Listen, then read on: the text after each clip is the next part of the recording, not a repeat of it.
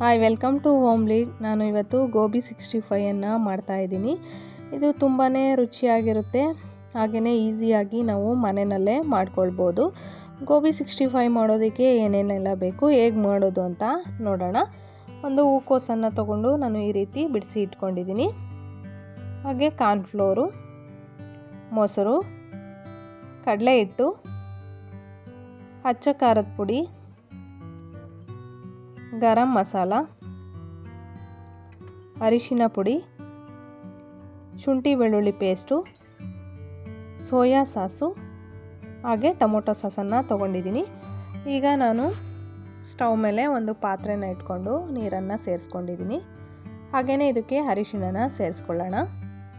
ಈಗ ನೀರು ಸ್ವಲ್ಪ ಬಿಸಿಯಾದ ನಂತರ ನಾನು ಇದಕ್ಕೆ ನಾವು ತೊಗೊಂಡಿರೋ ಹೂಕೋಸನ್ನು ಸೇರಿಸ್ಕೊಳ್ತಾ ಇದ್ದೀನಿ. ಒಂದು ಕುದಿ ಬರಬೇಕು, ಅಷ್ಟು ಬೇಯಿಸ್ಕೊಂಡ್ರೆ ಸಾಕು ಹೂಕೋಸನ್ನು. ನೋಡಿ, ಈ ರೀತಿ ಇಷ್ಟು ಬೆಂದರೆ ಸಾಕು. ಈಗ ನಾನು ಹೂಕೋಸನ್ನು ನೀರಿಂದ ತಕ್ಕೊಳ್ತಾ ಇದ್ದೀನಿ. ಈ ರೀತಿ ಎಲ್ಲವನ್ನು ತೆಗೆದಿಟ್ಕೊಂಡಿದ್ದೀನಿ. ಈಗ ನಾನು ಒಂದು ಪಾತ್ರೆನ ತಗೊಂಡು ಅದಕ್ಕೆ ಮೊಸರನ್ನು ಸೇರಿಸ್ಕೊಳ್ತಾ ಇದ್ದೀನಿ.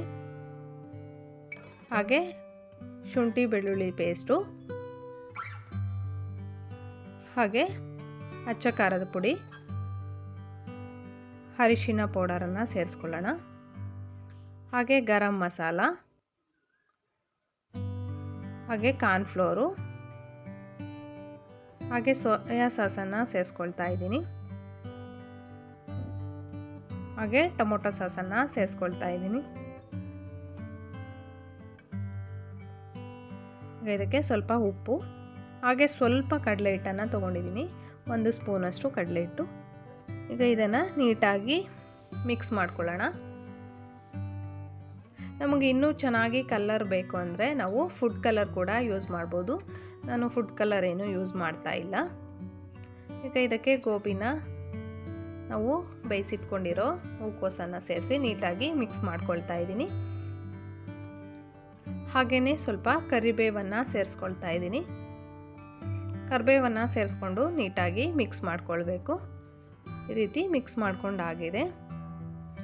ಈಗ ನಾನು ಸ್ಟವ್ ಮೇಲೆ ಒಂದು ಬಾಣಲಿನ ಇಟ್ಕೊಂಡು ಅದಕ್ಕೆ ಎಣ್ಣೆನ ಸೇರಿಸ್ಕೊಳ್ತಾ ಇದ್ದೀನಿ.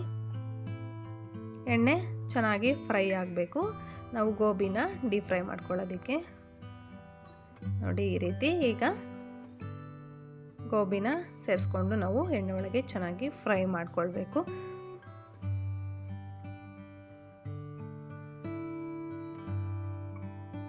ಈ ರೀತಿ ಚೆನ್ನಾಗಿ ಕ್ರಿಸ್ಪಿಯಾಗಿ ಬರೋ ತನಕ ನಾವು ಫ್ರೈ ಮಾಡ್ಕೊಳ್ಬೇಕು.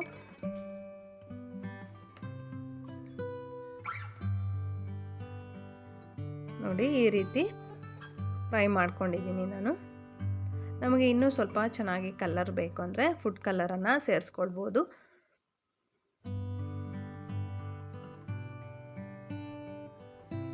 ನೋಡಿ, ರೆಡಿ ಆಗಿದೆ ಗೋಬಿ 65. ಎಲ್ಲವನ್ನು ಇದೇ ರೀತಿ ಫ್ರೈ ಮಾಡಿಟ್ಕೊಂಡಿದ್ದೀನಿ. ನೀವು ಒಮ್ಮೆ ಇದೇ ರೀತಿ ಗೋಬಿ 65 ಮನೆಯಲ್ಲಿ ಟ್ರೈ ಮಾಡಿ, ಹೇಗಿತ್ತು ಅಂತ ಕಮೆಂಟ್ಸಲ್ಲಿ ತಿಳಿಸಿ. ಹಾಗೆ ನಮ್ಮ ಚಾನಲನ್ನು ಸಬ್ಸ್ಕ್ರೈಬ್ ಆಗಿ ಸಪೋರ್ಟ್ ಮಾಡಿ. ನಿಮ್ಮ ಫ್ರೆಂಡ್ ಹಾಗೆ ಫ್ಯಾಮಿಲಿ ಜೊತೆ ಶೇರ್ ಮಾಡ್ಕೊಳ್ಳಿ. ಹೇಗಿತ್ತು ಅಂತ ಕಮೆಂಟ್ಸಲ್ಲಿ ತಿಳಿಸಿ. Thank you for watching.